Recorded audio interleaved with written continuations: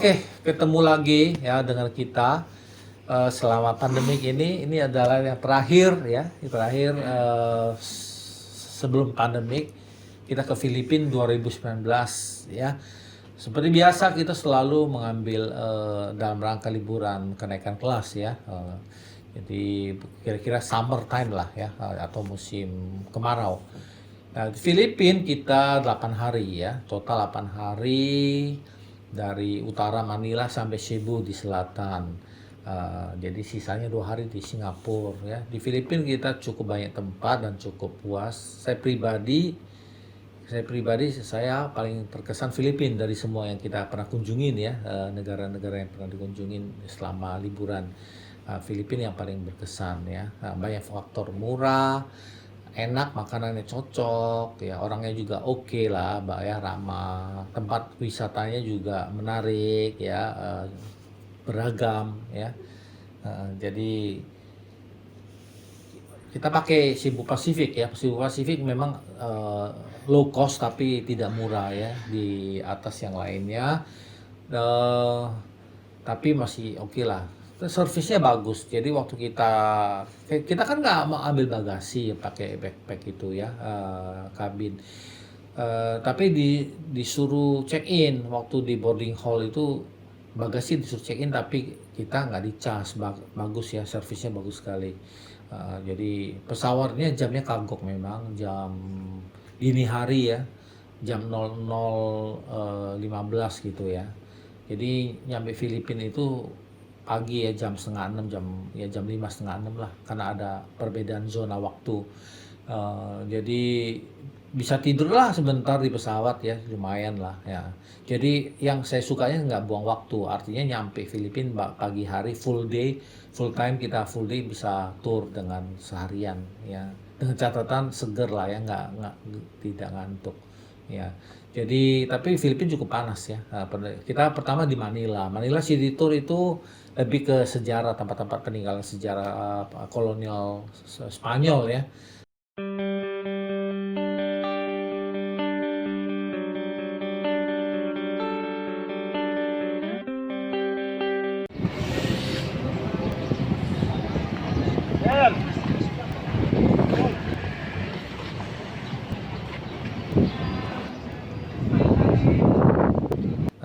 Ya lihat tempat-tempat peninggalan Spanyol, lebih banyak gereja.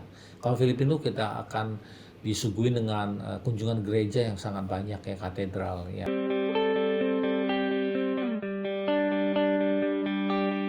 Di kita malimutan sa mga gabing nagdaan. Spanyol. Dan juga ya tentu saja mall, terkenal dengan mallnya. Mallnya pernah mencapai rekor 10 mall terbesar di dunia, itu 3 ada di Filipina ya. Jadi bisa bayangkan itu Filipina itu malahan masuk 5 besar ya. Terkenal sekali dengan mall-mall yang besar. Tapi kita hanya kunjungin satu di Manila, yaitu Mall of Asia. Hanya kunjungin satu ya. Itu kita melintasin lebarnya aja itu lama sekali. Bukan panjangnya ya, lebarnya dari turun taksi sampai ke pantainya. Itu berasa jauh sekali. Itu hanya lebar dari kompleks mallnya loh ya. Luar biasa. Itu Manila garis besarnya seperti itu ya. Kita menggunakan, saya udah pilih waktu Minggu karena Minggu tidak macet ya. Jadi kunjungan ke gereja juga suasana Minggu, suasana kebaktian ya, beberapa gereja. Jadi enak sekali Minggu ya, tidak terlalu macet. Meskipun LRT-nya tetap ramai, tetap padat ya. Tapi kalau jalanan ya lumayan lah, nggak terlalu macet ya. Kalau hari biasa terkenal macet. Ya Manila garis besarnya seperti itu. Kita juga cobain Jollibee, makan Jollibee, tapi karena mami anak-anak milih paket promo ya, ya murah sih, tapi ya menurut saya sih biasa aja sih rasanya ya, dibanding pakai paket yang reguler mereka yang terkenal enak. Tapi ya nggak apa-apa, yang penting kita memang tekankan murahnya ya. Overall Filipina, Manila hari pertama itu kunjungannya itu tidak begitu excited untuk anak-anak, karena mungkin masih capek pesawat malam dan panas dan turnya hanya tempat sejarah ya, mungkin anak-anak kurang ini ya, biasa aja maksud saya. Tapi yang menarik yang khas di sana adalah tidak ada tempat lain adalah Taman Makam Pahlawan Amerika ya. Jadi satu-satunya di luar Amerika yang terbesar di Amerika ada di Filipina ya. Jadi kita seperti di negara barat, di kuburan negara barat ya, banyak salib-salib putih gitu ya. Jadi padahal itu di Asia. Jadi agak unik, hanya di Filipina bisa lihat pemandangan seperti itu ya. Kita ke sana juga pas sih mepet ya, udah sore ya, udah mau tutup lagi. Untungnya orangnya baik, dikasih waktu 15 menit katanya ya. Dan untungnya itu taksi baik, mau nganterin kita muter ya. Untungnya di situ supir taksinya cukup baik, dia mau nemenin muter ajak kita. Kalau enggak, saya ngebayangin kalau pakai jalan kaki itu nggak keburu banget ya. Muter-muter di sana ya. Untung ada taksi yang mau. Terus kita kasih tambahan tip ya. Terus kemudian kita ke Grand Canal Mall. Nah, maminya anak-anak kan nggak sempet tuh yang di Macau tuh ngeliat Grand Canal. Akhirnya kita coba kita kunjungin di Manila ya, meskipun beda ya nuansanya. Tapi saya pribadi lebih suka yang Manila karena dia outdoor, lebih hidup. Kalau yang di Macau dia indoor, malahan kurang hidup dalam mall gitu ya. Meskipun lebih ya dekornya juga bagus, tapi saya lebih suka Manila sih ya, karena dia outdoor lebih hidup gitu. Jadi kira-kira seperti itu kita di Manila. Terus hari kedua kita ke Tagaytay. Tagaytay secara umum untuk di Filipina ini termasuk santai ya. Memang yang membuat saya berkesan itu karena memang santai, jadi nggak terlalu melelahkan. Di Tagaytay itu santai sekali karena kotanya kecil sekali, tempat wisatanya itu nggak terlalu banyak, jadi hanya merasakan udara sejuk aja. Cukup santai lah ya, meskipun nggak terlalu padat ya, kunjungannya nggak terlalu banyak ya. Nah, terus kita pakai apartemen juga. Nah, di sini apartemennya agak cheating menurut saya ya, jadi hati-hati kalau booking. Saya lihat di websitenya itu untuk 5 orang, 5 person. Ya udah saya klik ya. Tapi begitu kita check in ternyata bukan untuk 5 orang, ya bahkan 2-3 orang saja. Terus dibilang kalau mau nambah kamar yang gedean nambah 500 peso. Saat itu saya juga nggak ya udah karena masih excited ya udah kita deal ya, dikasih lah kamar yang lebih besar. Kamar yang lebih besar pun bukan untuk 5 orang. Itu hanya 4 orang, satu double bed, satu single bed, satu extra bed. Itu pun total untuk 4 orang ya. Jadi agak cheating sih menurut saya. Jadi hati-hati kalau booking ya. Betul diperhatiin. Dan itu juga apartemen yang di Tagaytay itu bukan dikelola satu manajemen. Jadi dikelola oleh owner per kamarnya. Artinya kita datang, kita nggak bisa ujuk-ujuk langsung ke lobby, ke front desk-nya. Saya disuruh nunggu di luar, nggak boleh masuk dulu. Owner yang punya kamar datang baru kita masuk ke sana. Artinya bukan dikelola satu tangan oleh satu apartemen itu, enggak, tapi oleh owner masing-masing kamar itu ya, setiap kamar nyewain. Jadi ada terkesan seperti itu ya, meskipun kita nggak tahu kenyataannya, tapi rasa-rasanya seperti itu. Kalau memang dikelola satu manajemen kan kita bisa langsung ke front desk kan ya. Kemudian yang di Tagaytay yang agak menegangkan, besoknya kita mau ke Batangas. Itu saya udah diperkenalkan oleh teman saya Gandhi, satu sopir ya, akan jemput kita besok paginya di Tagaytay. Dia nggak datang, batal. Itu dia nggak datang, dia masih di Manila. Saya shock. Ya, jadi waktu mendadak itu pagi-pagi itu saya mesti cari mobil pengganti ke Batangas, bayangkan. Karena saya cek tidak ada kendaraan umum, ada pun agak rumit ya, mesti nyambung-nyambung langsung ke Batangas. Karena malam itu kita harus naik ferry dari Batangas. Bayangkan dalam mendadak begitu saya mesti nyari mobil. Nyari sana sini mobil berapa sopir, harganya nggak cocok, kemahalan ya. Tapi satpam baik ya, dia cariin. Nah, kita kasih tahu satpam, nggak ada deal. Terakhir kali ada satu namanya Rainer Ramos ya, itu baik, dia cincai orangnya, harganya yang kita mauin yang nggak terlalu mahal dia mau, dan dia mau keinginan kita mampir jadi nggak langsung ke Batangas, karena Batangas ferry kan malam. Kalau kita langsung sana ngapain gitu loh. Ya kan, kita maunya kunjungan di tengah jalan, tapi dia mau. Nah, ini yang saya suka si Ramos, dia mengiyakan. Jadi kita mampirlah kita di perjalanan di tengah-tengah itu, jadi nggak terasa langsung ke Batangas ya kan, terlalu boring gitu ya, terlalu suntuk. Langsung ke Batangas, nunggu sampai ferry malam itu ngapain gitu. Jadi kita kunjungin lah itu Fantasy World, katedral di Taal, Saint Martin, dan di Kemenetanya Resort di Mabini ya. Jadi cukup cukup menyenangkan lah perjalanannya. Itu juga santai hari ketiga ya. Jadi Filipina mungkin saya yakin anak-anak juga merasa enjoy karena nggak terlalu melelahkan ya. Santai. Biasanya nomor 2 suka komplain tapi di situ enggak ya karena tidak terlalu melelahkan. Memang hari pertama melelahkan, sempat komplain lah ya biasa ya. Yang si nomor 2 nih. Tapi hari-hari berikutnya enggak karena memang tidak capek ya. Tapi lama di mobil aja ya di hari kedua. Di Fantasy World itu apa? Kayak Disneyland tapi yang udah bangkrut ya. Jadi kita hanya bisa Instagraman, foto-fotoan. Wahananya udah nggak bisa semua main. Wahananya juga sangat biasa banget ya. Jadi biasanya untuk orang Instagram foto atau untuk prewed biasanya. Ya, lumayan sih bagus ya untuk foto-foto oke lah. Kalau di Saint Martin Katedral itu ya itu katedral terbesar Filipina. Jadi kebetulan terbesar Filipina kita kunjungin dan kota Taal itu kota budaya juga ya. Jadi peninggalan kota yang bersejarah. Jadi juga kita kunjungin ya sekali jalan. Nah, yang saya tertipu itu ada satu es halo-halo ya. Itu saya lihat di Google itu reviewnya bagus ya. Itu yang membuat saya pengen pergi.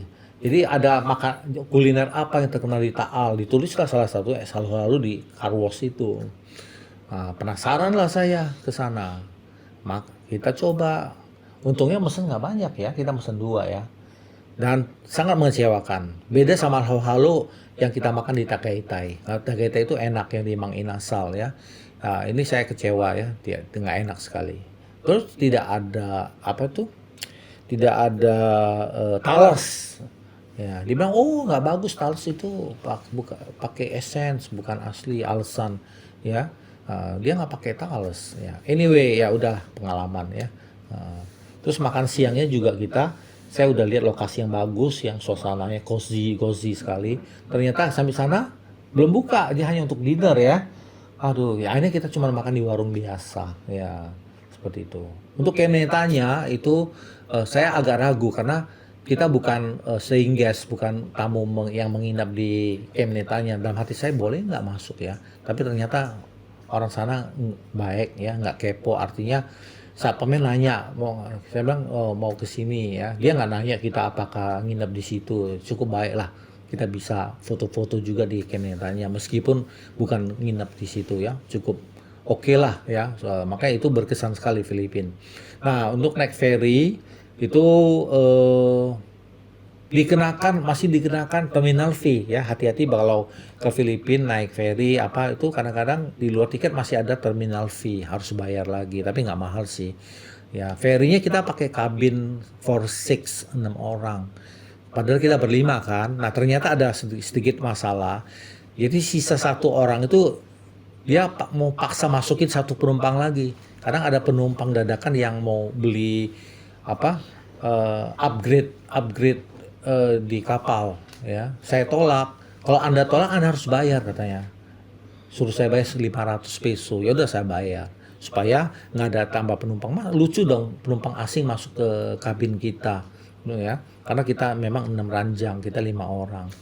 Ya, jadi ya itulah sedikit informasi. Nah, kemudian paspor ditahan. Kalau check in di kapal itu paspor ditahan. Tapi besoknya sebelum kapal mendarat berlabuh kita dikembalikan paspor kita dan ada morning call-nya kalau kapal udah mau mendarat dikasih tahu gitu ya. Kira-kira seperti itu ya sampai di Katiklan. Dari Batangas ke Katiklan kita perlu nyebrang lagi, nyebrang Boracay. Saya sering lihat orang punya vlog sama blog ya mengatakan bahwa Boracay apapun mahal, nggak ya, mahal semua. Karena saya dengar itu saya katakan pada keluarga saya, kita harus beli aqua dulu, beli air sebelum ke Boracay, Pulau Boracay. Belilah kita air ya, beli air. Ternyata nyampe sana ternyata hotelnya ada air di koridor ya, air gratis. Ya, tapi ya jadi kebanyakan air ya. Tapi bagus sih hotelnya ada servis kasih air minum gratis ya, air isi ulang. Ya, dia Boracay seperti itu ya. Jadi nyebrang hanya 10-15 menit, bayar terminal fee, bayar environment fee sama boat fee, ada 3 yang harus kita bayar kalau nyebrang ke Boracay. Habis sana saya nggak mau pusing, kita borong ya, jadi pakai satu jasa pelayanan antar jemput, udah pakai mobil antar sampai ke tujuan tempat menginap. Kalau nggak kita bingung mesti nyari tempat menginap ya kalau nyari sendiri, karena agak rumit lewatin gang apa. Semua tempat menginap di Boracay yang di tepi pantai itu nggak bisa akses mobil masuk. Jadi kita dari jalan raya kita harus jalan kaki sendiri lewatin gang. Ya, jadi Boracay itu begitu suasananya. Jadi penginapan yang pinggir pantai semua itu tidak ada jalan aspal, semua pasir semua. Jadi dari jalan raya harus jalan kaki. Ya, jadi informasi seperti itu. Ya, di sana kita pakai Boracay Coco Hut ya. Saya ambil family room cukup. Anak-anak kayaknya cukup seneng ya karena banyak ranjangnya. Ya. Jadi suasana juga unik ya, rataannya bertingkat-tingkat begitu ya. Ya bisa ini apa? Kapasitas cukup untuk kita sekeluarga. Ada balkon lagi ya, cukup bagus. Cuman ya apapun mahal di sana ya, makan mahal. Kita mau makan di Talipapa ya, seafood mahal sekali kan, ya mahal sekali. Wah nggak jadi ya karena saking mahalnya. Untung saya pernah baca ada Tapsilok di situ ya, murah sekali ya, Jasper Tapsilok, makan malam di situ, dan murah sekali. Tapi yang lucunya kita kan nggak tahu bahasa Filipin. Ya udah lihat murah, pesen. Yang keluar bubur ya, bubur. Aduh ternyata bubur itu bahasanya kita nggak ngerti ya. Akhirnya pesen lagi, lihat orang lain, saya mau ini ya, baru tahu pesen yang benar. Ya itu lucu juga ya. Tapi anyway itu nggak mahal. Jadi kita puas makan malamnya, cukup puas ya. Boracay. Tadi mau beli t-shirt nggak ada yang murah. Terus terakhir baru ketemu yang murah, 500 dapat berapa? 6 ya. Itu baru, itu satu-satunya tempat yang murah. Jadi nggak ada yang murah di sana ya, Boracay. Dan banyak orang Korea ya, makanya nggak murah. Jadi semua banyak turis asing. Di mana-mana orang Korea ya. Jadi kayak itu milik orang Korea itu pulau. Jadi kita merasa kita beda sendiri gitu ya. Saya seperti jarang melihat bule di situ ya, banyak Korea di situ. Sepanjang jalan di Cebu juga sama. Ya, juga orang Korea kuliah di sana sambil tour di sana ya, banyak sekali orang Korea. Nah, dari Boracay saya udah pelajarin rute paling akses paling gampang naik pesawat dari Boracay ke Cebu ya.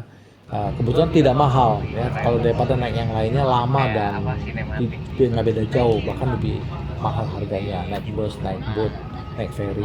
Dan naik pesawat kebetulan waktu itu saya cek hari itu nggak mahal, saya langsung deal ya. Nah,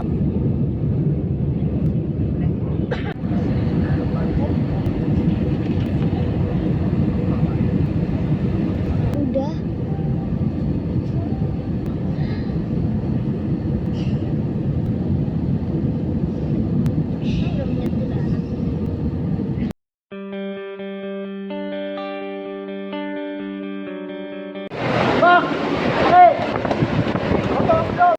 Rose Pharmacy, 360 Pharmacy, and other drugstores nationwide. di Cebu kita langsung ke Oslop. Itu pengalaman pertama kita diving ya. Nah, itu menarik juga ya karena semua di video ya kelihatan kakinya aja dalam air ya. Hanya si sulung yang betul-betul bisa di-shoot secara utuh. Yang lainnya cuma kelihatan kaki begini-begini, koplok. Di Oslop ya. Habis uang 5.000 peso cuma kelihatan kaki doang gini. Ya, oke. Oke, setelah di Oslop di Oslop kita menggunakan tree house ya. Tree house-nya ya ada AC ya, cuman mami sama si bungsu yang pakai tree house yang sangat sederhana dan camping tent. Nah, yang pemiliknya ini saya kurang srek ya, kurang sama orangnya. Saya kan udah email bahwa saya camping tentnya 3 orang. Dia bilang oke, katanya. Sampai check in dia kaget, dia lupa kali. Dia bilang kok 3 orang. Iya kan saya udah email, saya bilang gitu. Dia nggak nge kali, kayak mukanya cemberut gitu. Mungkin harusnya camping tent untuk maksimal 2 orang mungkin maksud dia. Akhirnya dia harus usahain extra bed buat kita gitu ya. Terus makan malam juga bingung. Untung di sebelah ada restoran ya. Di restoran kita makan. Ya lumayan lah restorannya, suasananya enak meskipun makanannya terbatas ya. Kita mesennya udangnya nggak fresh, tapi untungnya sinigangnya enak ya. Kayak gitulah. Besok paginya kita langsung ke kawasan sama Osmena. Nah, saya bingung tuh nyari sewa mobil nih. Untung ketemu si Alvin ya. Untung ketemu si Alvin yang tukang tricycle. Dia nyariin mobil temennya. Nah, tapi si Alvin ini berusaha jualin itu tour untuk canyoning supaya dapat komisi canyoning ya. Tapi saya nggak mau ikut, si Sulung aja ikut ya, jadi kita semua nggak ikut ya. Mungkin dia agak kecewa, tapi memang bukan maunya saya ya, karena gara-gara itu saya terpisah. Pertama kali anak saya terpisah dari kami, si Sulung ya, terpisah. Saya agak jadi pikiran, saya bilang sama mami, untung semua nggak ada apa-apa, lancar semua ya. Iya, pertama kali itu anak saya terpisah dari kami ya, di negeri orang. Saya sempat jadi pikiran ya, tapi untuk semua ya lancar ya. Dan yang penting dia enjoy lah, dia dibilang enjoy ya, canyoning ya, canyoning ya. Untuk enjoy ya, yang penting dia enjoy ya.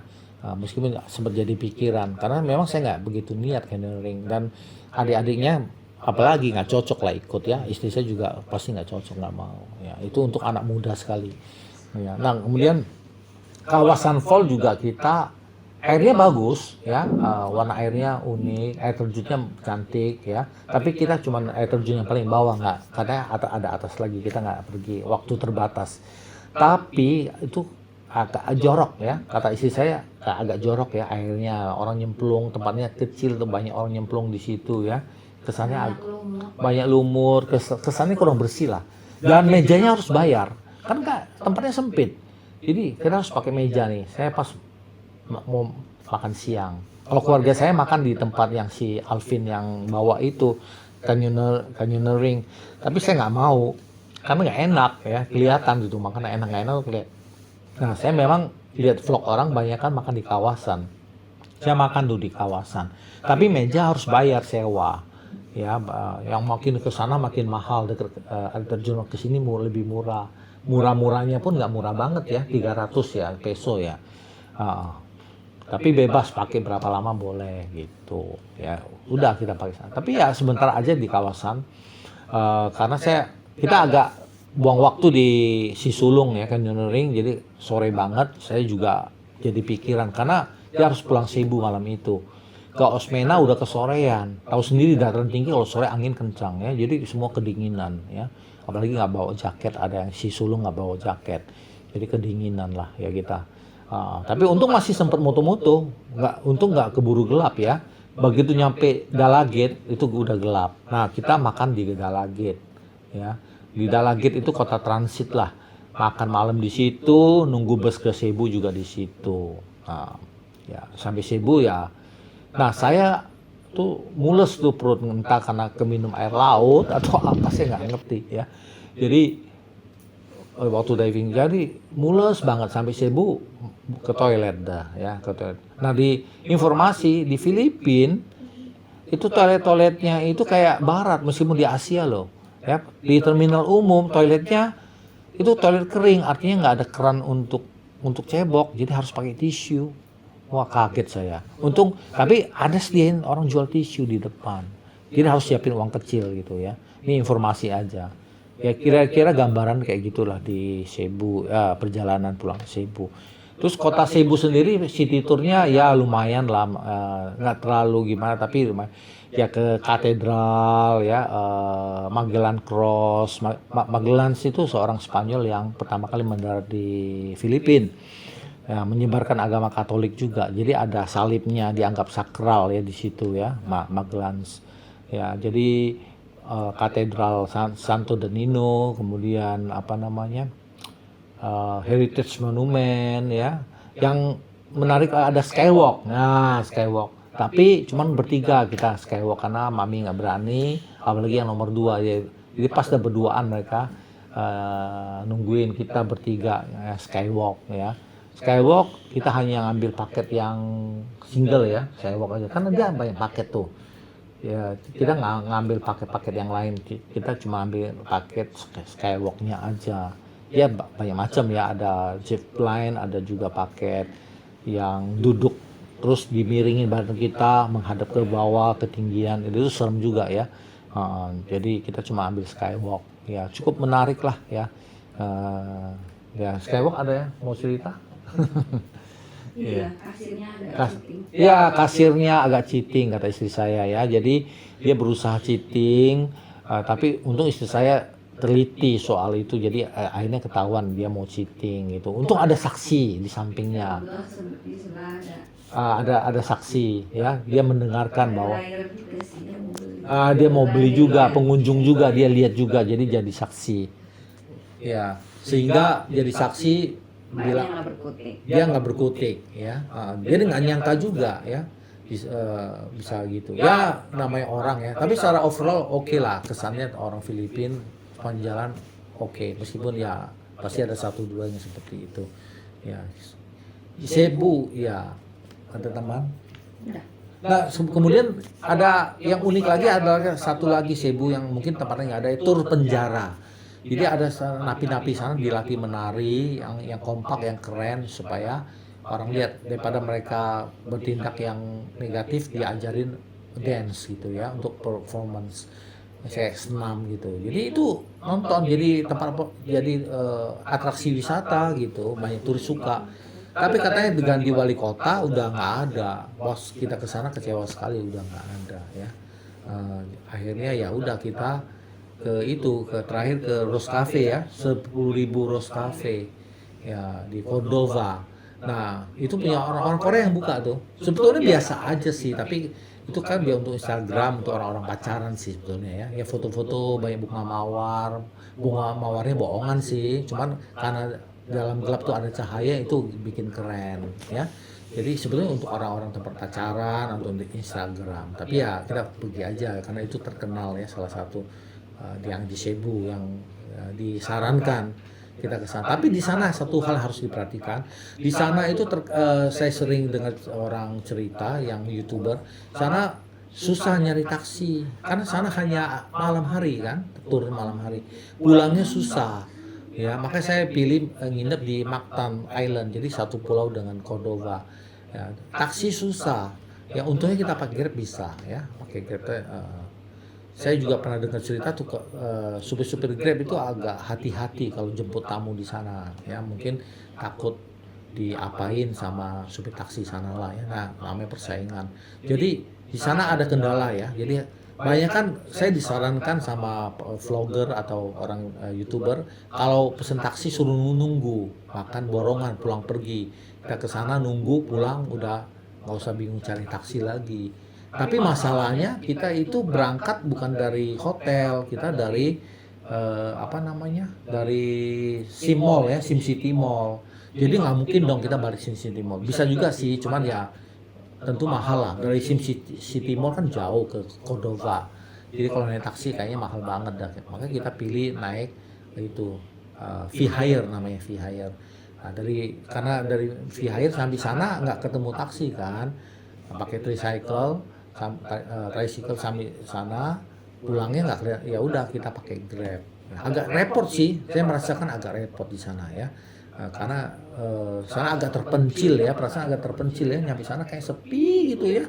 Mallnya juga tutupnya cepat sekali ya, ada tricycle dia udah tahu, karena saya begitu nyampe tricycle, ayo mau where are you going sir? Saya bilang enggak, saya mau ke mall.